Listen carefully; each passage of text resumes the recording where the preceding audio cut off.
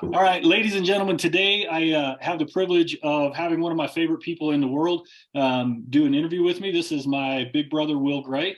Will and I have known each other my whole life, not his whole life. So we've known each other for 50 years. We've traveled the world together, lived in Germany multiple times, lived in the US. We've adventured together, played together, fought together, grieved together. He genuinely, honestly is one of my favorite people and one of the people that I'm most proud of. And so I can't wait for you guys to kind of hear his perspective on leadership, on the fire service, on life. He's also got a tremendous amount of wisdom as well. So let me introduce you to Will, and then I'll give Will a few minutes to kind of introduce himself. So Will is the fire chief at Boulder City. He's been there since 2020. Boulder City is this really unique town, about 15,000 people, that's located east of Vegas, and it butts up right next to the Hoover Dam. Been out there a couple times. Really cool kind of place. Will has gone in there and helped their fire service tremendously. He began his career out in Pueblo, Colorado in 1994. Served in all the different roles throughout the department there: firefighter, fire medic, emergency medical officer, training captain, fire captain, and assistant fire chief before moving out to Nevada just a couple years back. A couple things about Will in his career. He was a part of the FEMA USAR team, Colorado Task Force 1, accreditation assistant manager and manager with the Center for Public Safety Excellence since '07. Founding member and first coordinator for the Rocky Mountain Accreditation and Credentialing Consortium in Colorado. By the way, you fire guys, you guys like long things, man. A couple of you other guys, I'm just like, dang. Nevada State Accreditation and Credentialing Consortium, peer team member, peer team leader for the Commission for Fire Accreditation International for the last 10 years. I know you served in the US, Canada, Germany, and you currently serve with Boulder City Sunrise Rotary, which I know you love, and the city hospital out there. Certified as a chief fire officer from the Commission for Professional Credentialing Center for Public Safety Excellence. Associates in fire science, a bachelor in fire administration, through and through like a firefighter. I know you did your Coast Guard stuff, then became a firefighter, and you've been in the fire service and making a tremendous impact. I'll say one last thing and then let Will introduce himself. Genuinely think one of the better leaders that I've ever met in my life. The way you see an organization, the way you tackle things, the way that you're able to go, hey, this is where we are, this is where we need to go, these are the obstacles, and here's how we're going to overcome them. I've watched you take organizations to new places tactically over and over and over again. And so love you as a brother, but also as a fire chief. I think you do an absolutely tremendous job. You're who we need leading our fire departments across our country. So all that said, Will, why don't you tell us a little about yourself professionally and personally, and then we'll dive into some of these questions. Well, first, I thank you because I'm humbled that you think that stuff. And I mean, as my little brother, you should be thinking those, but no, no, I do appreciate it. I think the only thing you left out is I'm a husband to Shannon and a dad to Dustin and Brianne and a grandfather to Izzy, Willie, Cassie, Zarian, Theo, and soon to a baby. We're still debating the name. I want Willow. Apparently my kids want Harlow. I think they're going to win, but I'm going to keep fighting until she's out. So. Well, and you're a dog dad, right? I mean, I'm a proud dad of a bulldog named Cooper. We've got a mastiff and a schnauzer. They belong to somebody else in my house, but there's really only one dog in my life. How long you Shannon been married? 27 years. Okay, cool. Very nice. All right. So anything else? Like, what do you do for fun outside of the fire service? What are some of the things that you've traveled to or experienced? Well, you talked about Boulder City Sunrise Rotary, and in our town, our Rotary is really active. I mean, we have something going on almost all the time. In fact, tomorrow night we're going to go out and watch the Las Vegas, or actually the Henderson Silver Knights. They're the farm team for the Las Vegas Golden Knights, and we'll just go out there and hang out. We do cleanups. We do one of the things we do in our community that's really big, and really one of our main purposes is we do a senior all-night party every year. So for about the last 25 or 30 years, the club is. So seniors in high school or senior citizens? Well, it could be the one in our community, but no. No. So it was a big deal. There was a lot of kids around the country that were getting killed on senior graduation night. And so our community decided, hey, we want to do something different. And so they host a party, or we host a party. Typically about 95% of the seniors attend. Oh, cool. They take them to, they'll rent out Circus in Vegas, the whole amusement park. They'll rent that out for 3 or 4 hours and take the kids, and they get to do anything they want, or they'll take them to shows, but they get them for the whole evening. And they're proud to say that in that time period, they've never lost a kid in the city. So that's one of their big missions. And then they also really we put a focus on our drug court. So in our community, instead of just locking up people with low-level drug offenses, they put them in these drug courts. They actually get a full life reset. They're about 18 months long, but our club helps sponsor that. And then also we have members in our club that go to every one of those meetings and get to know the people and get involved in their life. So a lot of that, really a lot of focus in Boulder City. Yeah, if you were going to explain to someone just briefly what Rotary is, right? Because I hear you say those things, I'm like, oh, that's really cool. I've heard of Rotary before, but is that the kind of things that they're passionate about and that they do across the country? Yeah, honestly, it took them 1.5 years to get me in the Rotary here. They kept on pestering me, you got to be, and I'm like, I don't want to hang out in the morning and have coffee with a bunch of old people. Right. That was my mindset. Right. I get in there, and that's my favorite group of people in Boulder City. Yep. There's doctors and lawyers and college professors and cops and firefighters, just a big group of people of all ages. We've got anywhere from early 20s all the way to an 80-year-old professor from Australia, a wonderful guy. Yeah. And it's service above self. That's really their focus, is finding things in the community that need to be done and do them. I mean, we've got, like I said, doctors and lawyers picking up trash every quarter because we adopt a section of the highway, or we go to do a soup kitchen, or we go to St. Jude's, which is a children's home, at Christmas time and make cookies with them, and just finding ways to better our community and the people around us. And that's really what Rotary does around the country. Nice. That's really cool. So what else do you do personally for fun?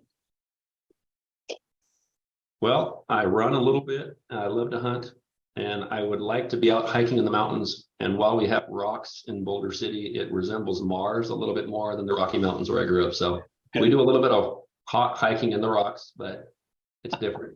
Yeah. And it gets a little warm out here in the summer. It gets about 122. So just a little warm. There's no hiking in the summer or you'll die. So okay, I get it. All right, let's jump into some of these questions. First, I mean, talk to me about what the fire service has taught you. I mean, you've had a really long career, going on 30 years. You've been very effective everywhere you've gone. You've influenced a lot of people. What are some of the things you've learned about yourself? What are things about leadership? I mean, just tell me some of the things that you've picked up along the way. So for me, the fire service really is two stories. And it might be similar for a lot of people. So I came on in 94, and really from 1994 till about 2007, I came in, I worked hard. I tried to learn things. I just did my job and went home.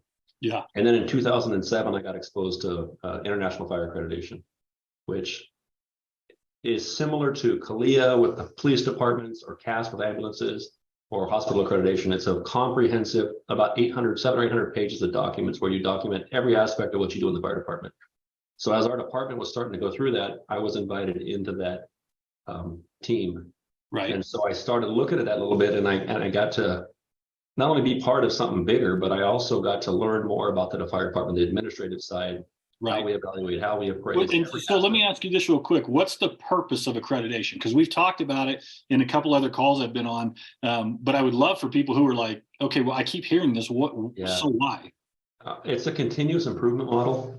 And so basically what it's designed to do is it's designed to help you learn what you don't know about yourself. And so it's a tool that you actually apply to every aspect of the fire department. You look at all the nooks and crannies, you learn the things that you didn't know.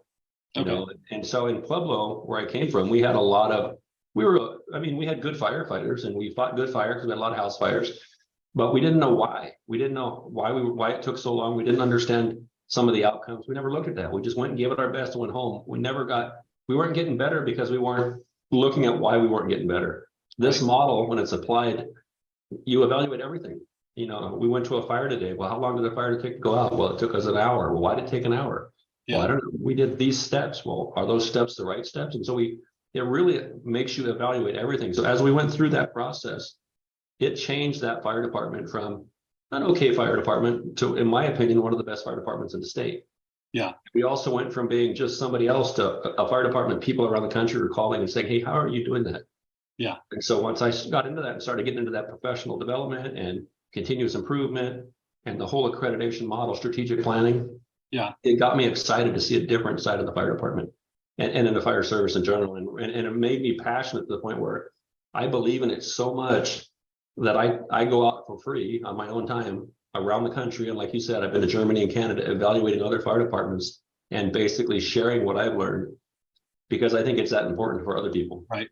When I know you and I have talked about it in the past, it's that idea of digging in for the sake of understanding, not for the sake of criticism, not for correction in a negative sense, but like, no, hey, why, so we can do better. I remember talking to you once about call times, and you're talking about once you know what your call times are, you can go, wow, here's what we're going to do to adjust that. And you knowing what your call times are allows you to adjust to have better call times, which means a higher survivability rate for people, which I love, right? Because you think like, how can documentation and accreditation and all that stuff change something? But I mean, you're saving lives because of the process that you're taking departments through, which I think is We saved several minutes off our response times in Colorado through our accreditation process, because it really does. It takes courage for leaders to say, hey, look, we might have problems. Come over here and help us find them. You know, a lot of people are real protective. They don't want to see that. This requires you to dig down and let other people dig down with you and say, okay, why is it taking so long? And then maybe it's a behavioral issue. Maybe it's a technology issue. Maybe it's geographic, but you learn the why. And then you can say, okay, now we've got these issues. We know what they are. How do we fix them?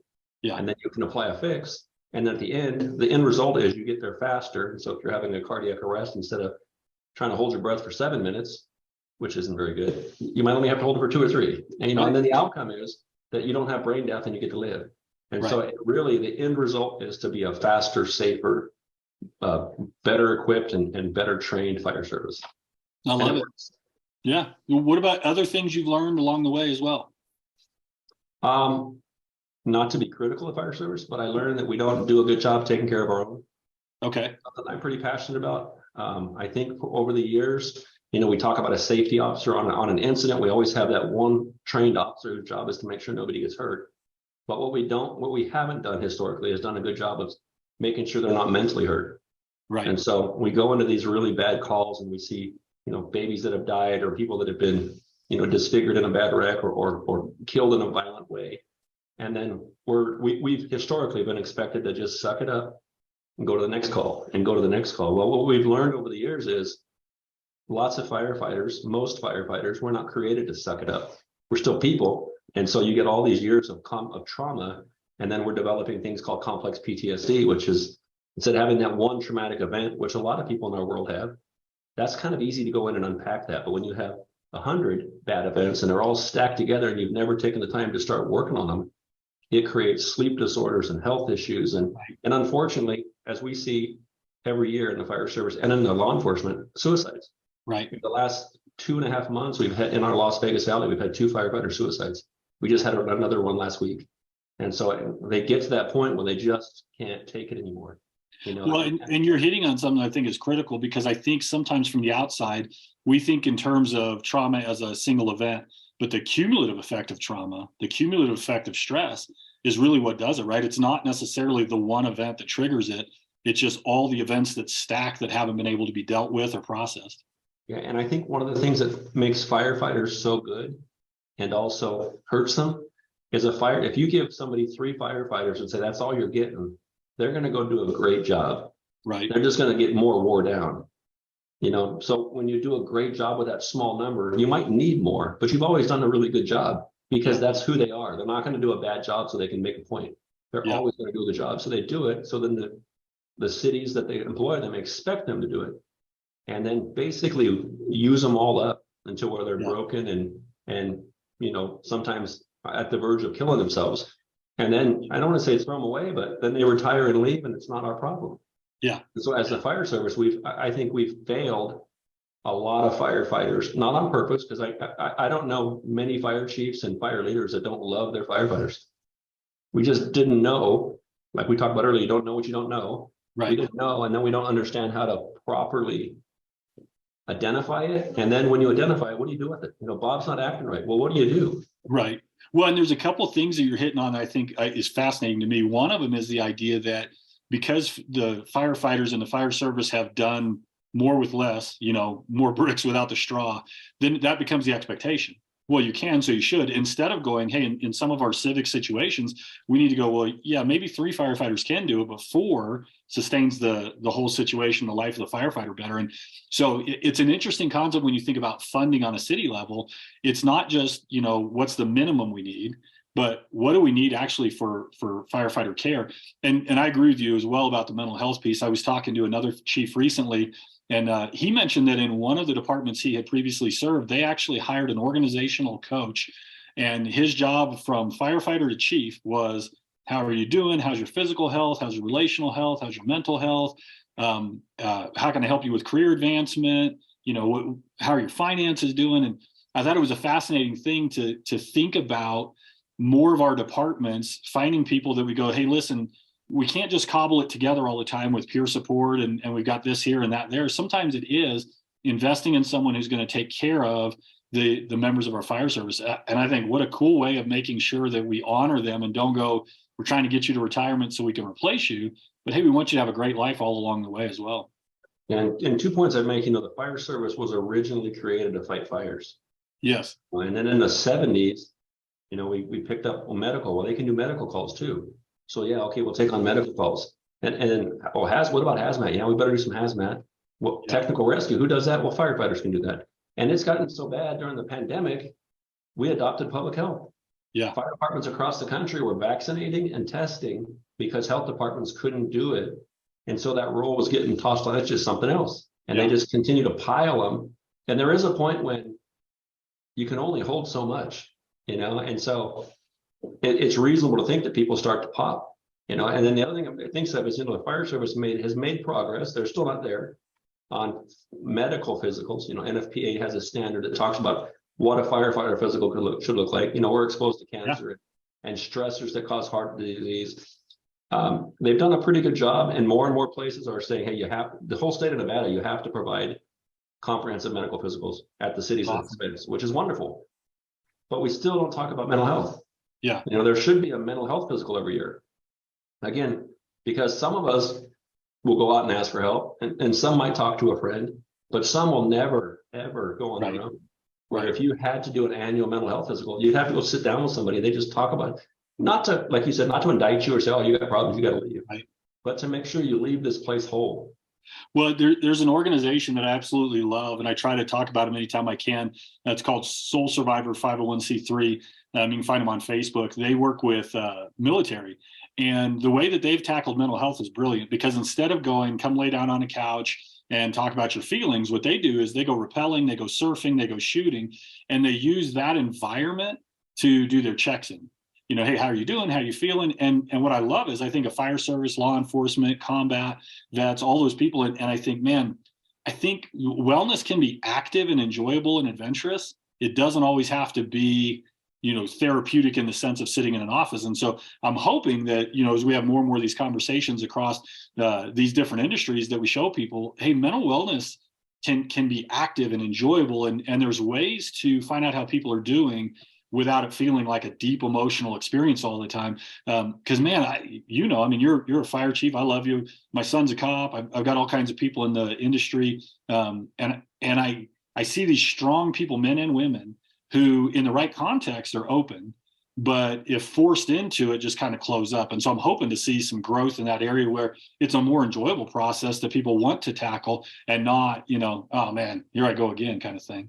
Yeah, and this is me talking, but I think the other struggle that we have, at least in my opinion, in the fire service, is for so many years, especially we've had 20 years of wars in the Middle East. Yeah. And so it feels like the combat vets, they own PTSD, that's theirs.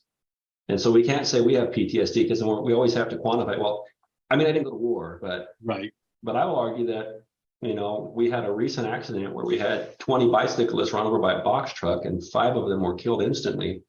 That's not a common scene. And so when firefighters roll into that, it is traumatic and it will cause damage, and then when you leave that call, but now you got to go to the next one, you didn't get time to manage that one. And so, we still see war-like things.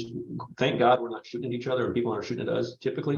Not always, but you did live in Pueblo. But it's also, nobody owns PTSD. Anybody can have PTSD, but there's been that hesitation, I think, and that's set us back some years. Yeah, and I think with the whole PTSD, or I know they've taken disorder out now, and they use different terminology about it. I think so many times we all end up in this comparative role, like, is mine bigger or worse? And look, post-traumatic stress sucks. Man, it sucks for the mom that just had a baby who's struggling postpartum, for the firefighter, for the combat vet, for the person in industry that's just been treated poorly. And what I think is interesting is we need to figure out how to tackle stress and how to deal with that. And instead, what we end up doing is we're all qualifying and quantifying, where am I on the scale? And I just think, man, if we would get over that and just go, hey, let's just figure out what each one needs and let's help them diffuse, that'd be huge. I do want you to touch on, before we move on to the next one, when we were talking earlier, one of the things we were talking about taught you was taking care of those who love you. And I know that's a real big deal for you, your wife, your kids, your brothers, your sisters. Like, I mean, talk to me about that, like what it taught you about the value of the other people in your life outside of the fire service. For me, I think it's easy to, we keep our calls inside of us. We don't share that. We keep our day inside of us. We don't share that. We're having a bad day, so I need to be away from you. Or I've got this class, I got to be gone. I think it's real easy to forget that we have wives and children and people that we really value at home. And I think a lot of times they bear that burden. I mean, dad doesn't get to be there. Sometimes it's a shift thing, and that's just one of those crummy things in our career. Sometimes you just got to work, you can't be there. But there are other times, I think, like I said, the trauma that we go through or the frustrations and stresses, we don't share like we should. We don't take care of them as much as we should. What did work for you with your family as far as staying connected? Because you see, I mean, in EMS, you see people who lose their family. They're in their third relationship, fourth relationship. They drop into drinking. They they buy 1,400 trucks kind of thing. Like, what worked for you to manage all that? Because, I mean, I know your wife. I love her. She's one of my favorite people. You two love each other. Your kids adore you. I know it's not always been easy. I mean, all of us that raise kids, we find moments that are hard. But I mean, you have done a really good job of keeping your healthy balance. How did you do that? I think a big thing for me is faith, for one. I mean, my family shares my faith. We have hope. So when we're having a bad day, I mean, there's that. We've been active in the church. My wife and I are more than just married. We're best friends. And I know that might sound cheesy, but we really can talk about a lot of things. But she also understands when I need to just not talk about it. Yeah. So it's a balance there. I mean, she gets to be part of a lot of the conversations, but there's some that wouldn't be a benefit. And I don't know that I could properly explain smells and sights, and I don't know there'd be any benefit. So we have a good balance in there. Well, and I want to hit pause real quick because you said something I think is just huge. There wouldn't have been a benefit. Because I think sometimes we go, well, I'm going to share everything. And I would say with our family members, sharing the right things is more important than sharing everything, because there are some things we could share so they know, but they don't need to know that thing. Yeah, it would just jade them on the world, or there is no benefit of some of those things. But there are other things. One of the worst calls I went on, we had three young girls that were killed by a drunk driver, and long extrication. Actually took us hours there. They had, to get their bodies out. And so I was able to go home and talk to her about that terrible call without talking to her about that terrible call. I mean, we talked about it in generalities. I didn't explain the kinds of injuries and those. But again, like you said, she needs to understand I was on a really bad call, and I could just use some loving, a hug and just some extra grace that day. She doesn't need to know what the girls look like. I mean, because again, what is that? That doesn't provide anything to the conversation except shock. But I think that's really important for younger people in EMS to remember, hey, share the right things, because you can have secondary trauma when you go, hey, I'm going to get it all out, and it's with the wrong person. And that person's carrying something that in some ways, and this is what I found about secondary trauma, is sometimes that's harder for people to heal from because they weren't actually at the event, but now they carry this thing inside of them and they don't know what to do. It's almost unresolvable. So let's shift gears a little bit. Tell me about some of the things that you think the fire service is excelling at, or has excelled at historically. I think tactically they do a good job. They change with the times. In the past, there was heavy timber and it was different kinds of fires, and they did a good job of that. And then as time went on, things switched to synthetic and lightweight construction, and so tactics changed, and they did a good job of fighting that. Now we bring in batteries, these wonderful electric vehicles, as some would think. I mean, there's big risks with them. I mean, they're hard to put out. They put out a lot of harsh chemicals. The tactics have to change. And so they do a really good job, in my opinion, most fire department, of staying up on these changes and pivoting. Like I said before, doesn't matter what you throw at a fire department, it seems like no problem. I mean, when the pandemic hit, our small hospital had vaccinated 160 people in like 6 weeks. And the fire department, we said that won't work. So we set up our own vaccination clinic and did 8,000 in 2 months. Oh, wow. So they do a good job, like I said, of pivoting and managing big things. I told this in our regional emergency management group. I said, I think if early on in that process, they would have said, look, here's the problem. We need someone to fix it, and gave it to that group. That's such a competent group of managing big things. I think we could have got ahead of it a lot quicker. I'm not saying the outcome would have been, we would have saved everybody's lives, but it would have been different. Yeah.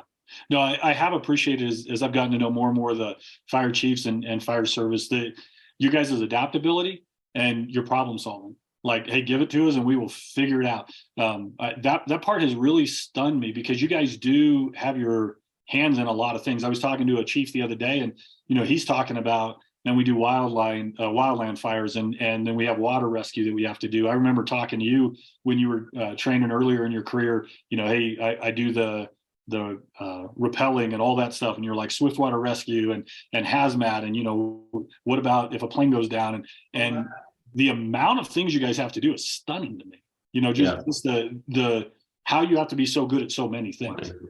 What are some of the beliefs that are within the fire service that might need to be challenged? Oh yeah, so I think that the two that stand out to me, and one of them goes back to what we've already talked about, is that I'm all right. Yeah. It's really easy, and it happens in life in general. We go to somebody and say, how's your day, or how you doing? And it's easier to say I'm all right and walk away. Yeah. But the reality is, I think we have firefighters that are hurting to some degree all the time. And not all of them, but there's always somebody, Yeah. So I think that's been a lie. I think the other one is, I want to hit on that before you switch, because I think one of the false beliefs is not only I am all right, but I have to be all right. Yeah. Right. Like, it's not okay for me to not be okay. And I know that's a statement that's out there now, it's okay to not be okay. But I think in the fire service, that one of the things I've noticed about a lot of you guys is you don't want to be a burden, right? It's like, no, I'm here to remove the burden, so I can't be the burden. Instead of going, hey, all of us are human. We're all going to have moments where we're the burden, and it's okay to be the burden.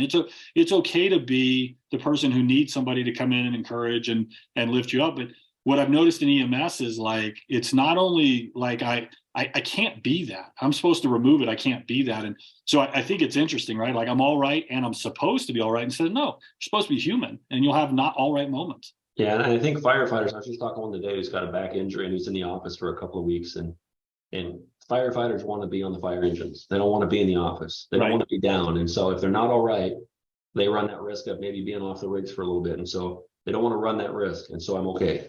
Just let me do my job. They didn't take this job to read books in the office. I mean, they really didn't.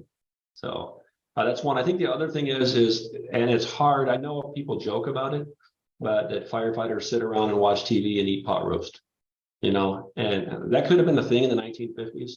But I'll tell you, fire departments nowadays that would be a wonderful thing to do. That just doesn't happen anymore. I mean, there's fire departments that are running 20, 30, 40,000 calls a year, Yeah. And again, and it goes from call to call to call. The training expectations are extremely high. They got to maintain their paramedic certifications. They've got to maintain their firefighter certs. They got to maintain their hazmat certs, all their tech rescue certs, all their required HR certs. Talking about firefighting and wildland firefighting, the only thing in common is there's fire involved. Everything else is different. I mean, it's a whole nother world. Yeah. I mean, those guys and gals that go up in the woods and fight, that's a whole different beast. I mean, and so to try to maintain all those levels of certification, be available all the time to run calls, to stay in peak physical condition. I mean, it's not watching TV and playing video games. It's just not, like I said, I'm not saying it doesn't exist in the country, but that's not the norm. And so those are lies that have been, I mean, they were kind of funny for a while, but when you sit down with a firefighter who, like I said, held somebody's baby who died and he couldn't save them. Yeah. That's a broken man or woman. That's not someone playing video games and eating pot roast. Right. No, that's interesting. No, it's good. So let's do this. I want to talk about a couple other things. I want to talk about some personal stuff. Then I want to jump into the chief role and talk about kind of your experience in the chief role. But what were some of the most challenging things for you in your fire career that you had to process, deal with, overcome? Talk to me about that. Like, what did it cost you, and what were some of the challenges or obstacles that you experienced along the way? Challenges would be, one is confidence, I think. Believe it or not, even though you can make the fire chief, that doesn't mean you're the most confident person in the world. And I think things that we do early in our career, I mean, I didn't have a great academy because the city I went to had a sore excuse for an academy is 2 weeks of reading books and talking, which set me back a little bit. If you don't fit in right away, that can hurt your confidence a little bit. And those kind of scars, in my opinion, can last your whole career. Yeah. And as you said before, I mean, I've got a bachelor's degree, I'm certified chief fire officer. I've been on all kinds of technical rescue teams, but in the back of my mind, I still have that little bit of doubt, that voice from that young firefighter saying, are you okay? Can you do this? Right. So I think that's been a struggle.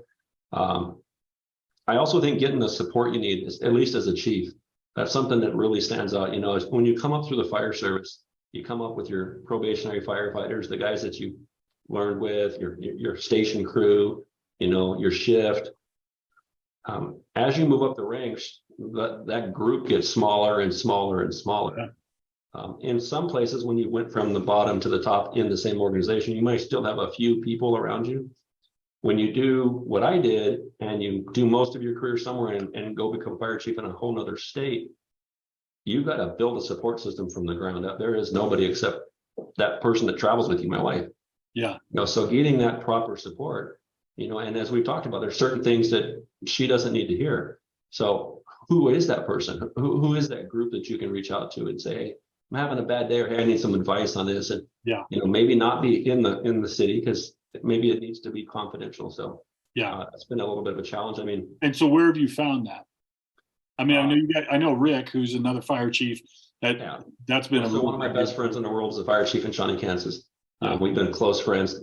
Came up through the ranks together. Both left about the same time. Through accreditation, I've met a lot of fire chiefs around the country, so I've got a pretty big net of people that I can reach out to and ask various things. And the third area is obviously with you on our once a month calls with our fire chief support group. Yeah, where we can get on there for an hour and a half. We can talk about nothing, or we can talk about serious stuff. We could talk about policy questions or struggles. It's just really an open forum, kind of to kind of share with like-minded people in a confidential way. I mean, I can ask questions before I have to pose it to my city manager and kind of vet it across several people who might have already tried it and didn't work out well, or had good successes, and give me some advice. So, well, talk to me just a little bit, and then we'll jump into the chief role. Let's see, wear and tear on the family. I mean, we've hit on a little bit. If you were looking back, right? So you're 52 now. You're looking back after a 30-year career in fire service. You've got a guy that's 21, 22. He's just coming into to work in the fire service. Young wife, maybe planning a family. I mean, give me some counsel. Like, what would you say to them about, hey, this is how you can do it well, how you can do it better? Here's some things I learned. Like, I would advise them not to work a second job. Lots of firefighters, because of the schedule, take a second job. A second job means you're gone from home that much more, which means your wife has to move kids back and forth, go to the kids' plays and different things. So I think the firefighters that seemed the happiest in my career were the ones that learned to live within a budget early and stayed on their check, and they didn't need another job, and they were always at their kids' events, and they were always at these different functions. So that'd be one. I would also tell them to invest early. The people that plan poorly get to be firefighters for 40 or 50 years. The people that plan well can be out, get their 25 years in and go and relax. Yeah. So that would be some advice I would give them for a young firefighter. Yeah. How about mid-career? What would you say of mid-career? Like, hey, I blew it. My wife, doesn't like me. My kids don't talk to me. What would you say to them? Well, the kids might just be kids. I know I had a daughter that quit talking to me for a little while, but she's in her 30s now. We get along great. Yeah. At a moment, it was just part of her growing up. I don't know. I think it goes back to the same thing: is prioritize your time. Yeah. We talk about faith, family, and work or whatever, but I think a lot of people lose sight of those other two. And work is the priority. I got to do this because I got to make a check. Well, there's time there. You can make priorities. You can tell people no. Yeah. So. Well, and hit on faith just a little bit more for me. I mean, talk to me about your faith and how it's influenced your career. And I mean, as a chief, you got to be careful. I mean, talk to me about how all that's worked out for you. I mean, I was raised in the church, as you know. I mean, for most of our teenage years, we went to church, and then my family's always had that foundation. Uh, we see a lot of bad things, like we talked about in the fire service. We go through a lot of things that I think outside of faith would give you little hope. And so I think sometimes for me, that's been what's helped me get over some of the humps. At times, just having hope that it'll get better here, and if it don't, it'll get better in eternity. But I know it'll get better. It's not going to go downhill from here. So I always have that hope. For me too, is we talk about needing support. Never in my life have I been to a place when I didn't have God to reach out to.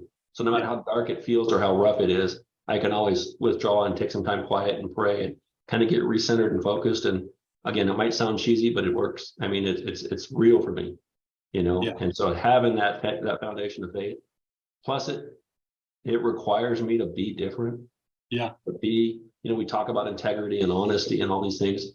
As a man of faith, to me, it's a bigger standard, because I'm not just trying to be good for my neighbors. I'm trying to be good for the creator of the world. I'm trying to follow the things that he'd want me to do to live a life that's pleasing to him.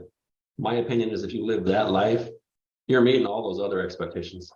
Right. Well, and I love the idea too, because I know when we talk about faith, it's where you find your identity instead of in your role.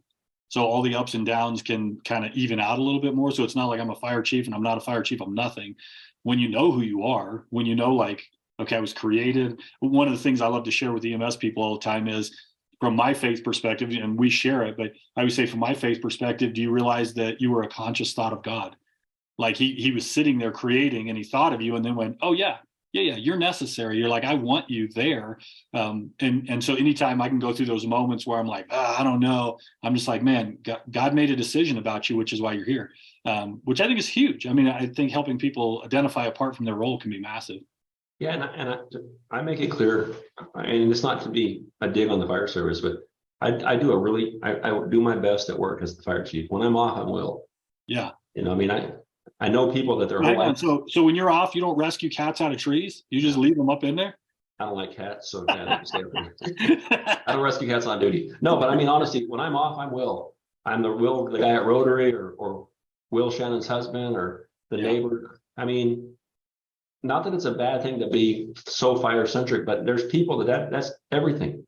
Yeah. And so when you get to the end of your career and you're not a firefighter anymore, they've lost everything. And for me, when I get to my end, my career's just over. I'm still Will. I'm still a dad and a grandpa and a friend, and so those other things. Same thing with my relationship with my firefighters is, I mean, one of us has to be the boss. I'm blessed to get to do that, but I'm not this high-ranking overlord that they have to bow to. I don't think that's a thing. I mean, I'm married with kids. They're married with kids. We just have different jobs. And so I really try hard to have that relationship and not lose focus of the sight that we're a team. So my job is to make their job easier. Their job is to do a good job for the community. I mean, and we work together that way. Yeah. But it's not I don't expect people to stop and jump to attention when I walk in the room. In fact, I'd be shocked if they did. It would probably throw me off. Right. Well, so tell me about some of your favorite things about being a chief.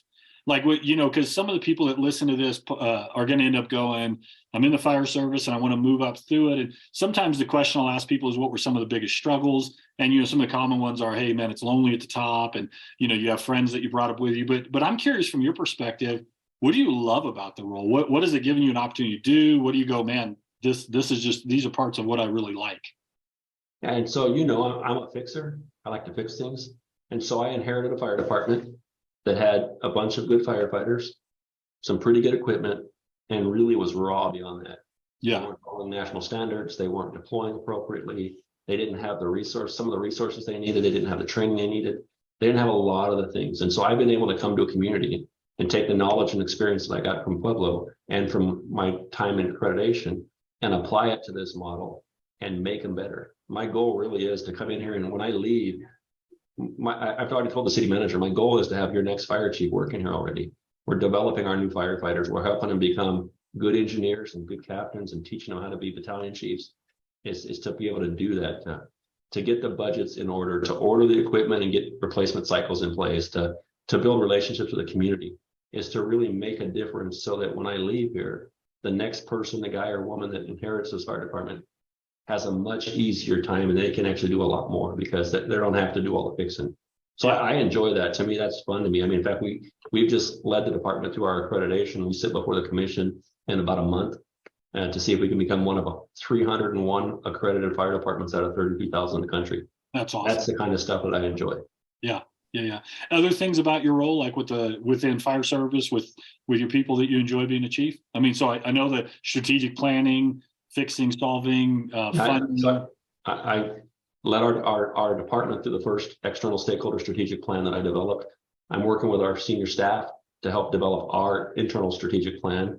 Hoping as a new board of trustee with the hospital to help lead them through a strategic plan. So I like that part, but Yeah. I love people. And so as the fire chief, it's a little different than being a captain on a fire engine in that I go to a few less calls, but I get to spend a lot more time in public meetings and chamber meetings and business meetings where I'm invited in to speak, or people want to come visit, and so I get to talk a lot more often. So you really get to be a lot more involved in the community, and so that's been pretty enjoyable. And in Boulder City, where we're just under 15,000 people, it's a small community, and so I told Shannon before I retired, I said, I'd like, if I'm going to go somewhere else, I want to go somewhere where I can go have a cup of coffee and run into people I know. Yeah. When you live in a big city, that's pretty rare. When you live in a town like Boulder City, I mean, every time I go out, I run into people I know, and then you begin to build that community and stuff. So that's all been enjoyable. Good. Talk to me about some of the best resources you've seen or implemented or seen others implement. Like I'm thinking about like some of the stuff you guys have done with your downtown area. But I mean, like you can talk about that or not. Just what are some of the best programs you've seen or instituted along the way? For me, I know we keep going back to accreditation, but this is a relatively small organization in the United States that has some of the brightest firefighters and fire officers in the country. And so being part of that organization, I get to go to a conference in into February, 1st of March with 500 or 600 of the smartest firefighters in the country. Yeah. And probably 20% of them are friends of mine through this process. That's a huge resource net. I rarely ever get to a part where I'm stuck that I don't have a phone number that I can't dial on my phone and say, hey, Wyke, how do you fix this? Or hey, Brad, what's the answer to that? Where they've already been there and done that. And so to me, that's an amazing resource we have. I also believe in regional groups. So we started the Nevada Accreditation Consortium here. Southern Nevada seems like prior to my arrival already had a really strong working relationship between the 6 departments down here. There's 4 big ones with Las Vegas, North Las Vegas, Henderson, and Clark County, but Mesquite and Boulder City are part of that group, and so it's fun to be part of that. That's a great resource. I just think we do so much better when we lean on other fire service leaders who've already done it, at least to get us a rough draft of how we can move forward versus starting from scratch. No, I love it. And then speaking of things we've done here, one of the things we've recently done is we started our own business community CPR and AED program. And so we decided we have small staffing. We're trying to get more firefighters, and we got a new station being built, but it's kind of slow. We have twice the population of senior citizens compared to the nation. And so we thought cardiac arrest is a big concern. We got some data to support that. So we went to our council and said, hey, look, we want to buy a bunch of AEDs and we want to put them in businesses. We don't want to charge them. We want to give them to them. And we want to teach their employees to be CPR certified so that if something happens, they can start providing CPR much faster before we get there, and we can increase life saves. Yeah. And so we've done that. We're still growing the program, but the program was recognized by the state of Nevada a couple of weeks ago. And we've won our category of the Cashman Good Governance Award for the state of Nevada. And then our department gets to go sit in front of them February 23rd in Carson City to be considered for the winner of the whole state. And so it's those kind of neat things that are going to make our community safer, but also get recognized at the state level. That's kind of enjoyable. Yeah, yeah. So one last one, and then we'll kind of begin to tie it up a little bit. If someone wanted to be a fire chief and they're earlier in their career, what are a couple steps you're going to tell them? Hey, do this or don't do this. Like, what advice would you give? A young man, a young woman that is preparing for a career where they want to end up in the command staff. Yeah. So my best friend Rick really pushed me, and also there's a chief out of Kansas, Gary Kermode, both really pushed me on get your education. I had this argument. I've been in, several years. I've got great experience. I don't need an education. And I actually went to lunch with Gary Kermode, and he sat me down and he said, well, hey, Will, love you and all, but you're totally wrong. which is not what you expect your friends to say. Right. But as we talked through it, he said, you need them both. You need that critical thinking ability. You need the ability to write and the ability to articulate. So I would say, as a young firefighter, at a minimum, you need a bachelor's degree if you're going to be a fire chief. The more competitive fire chiefs in the country have masters. Yeah. You know, there's a lot of fire chiefs now that've got doctorates, which seems like when I came on, our fire chief he had a high school diploma. Yeah. But the fire service has evolved so much and it's changed so much that that's where we're at now. And so those are things that I would recommend. Professional credentialing is a big deal. Get a mentor early and often. You know, you got to have mentors, and then you got to have thick skin and you got to be flexible. Yeah. And if you don't have that, you need to work on that because you know, and you those, can't get those are developable skills, right? Yeah, I believe so. Yeah, you can't get your feelings hurt easy, and you got to be flexible. I mean, there's times, and I think I'm 100% right, and I meet with my union, and we talk, and sometimes there's a barb thrown. Can't let that get your feelings hurt. Sometimes there's a different idea. You got to be flexible. Will it still work? Will you still get the end result you need? You need to be able to be like, okay, it's not my idea, but that'll work. Let's do that one. You know, you can't always be right, and you can't always have your way. If that's what you want, you can't be a fire chief. Yeah. No, that's good. So two last questions, and then I want to give you kind of just section time to tie it up however you want to, praise your brother, whatever you need to do in that time. So just be preparing yourself. But what do you wish people understood about fire service, being a fire chief? And if you had all the money in the world, what would you do tactically, and what would you do for the sake of wellness? I think for the first thing is I wish they understood that we really want what's best for them. So when we're pursuing extra staffing or extra equipment, it's not, we don't get like an extra ribbon on our shirt or an extra paycheck. It's really about making the community safer. And so I wish more often the public would know that when we're seeking funding or grants, or you know, we're standing before council trying to justify something, it really is to make them safer. Yeah. So if I had all the money in the world, that'd be amazing. I probably would be fire chief. I'd be sailing somewhere. No, I was kidding. I think appropriately staffing our city would be the first thing I would do, because I would add 12 people. I've already had this conversation, in fact, this week with our city council, that we need to increase our staffing, and here's why. But obviously, people cost money, and money not for a year, but forever. Right. And so that's an issue. For the mental or the wellness piece, I would have mental health physicals every year. I would make sure that every firefighter in my department is offered at least one mental health physical a year that they need to participate in. Yeah. Not be psychoanalyzed, but just somewhere where they can sit and someone can teach them coping skills and give them different tools to help them be stronger at what they do. So my thing is, all along with physicals and mental health, is I want all my firefighters, when they get to the end of their career, to be able to leave healthy and whole and enjoy their retirement. Too many firefighters give so much during their career and then get cancer or have a heart attack or have a mental health crisis, and they leave broken, or they don't get to leave. Yeah. As you close out, you can say anything you need to say, anything you want to say, do that, and then we'll end for this time. No, honestly, I appreciate your time. I really am proud of you and thankful that you're taking time to invest in fire chiefs around the country. Like I said, fire chiefs, police chiefs, those are people that I think it's easy to assume they got it all figured out and they don't need help, but they do need help. And they do need people to talk to. And I think the peer support groups that you're doing are great. I think that anything that you reach out to help make the fire service better, the fact that you're riding with police officers as a police chaplain in a huge city, all on your own dime, shows how much you care for public safety. And I think even if you don't see the results every day, when those guys go home a little less broken, you made a difference.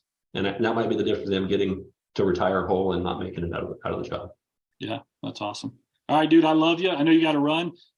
Look forward to this. It'll be on LinkedIn and Facebook, and share it with whoever you want. And hopefully we'll get together and you can make me some green chili sometime soon. All right. I love you. Buddy. Bye-bye. Bye.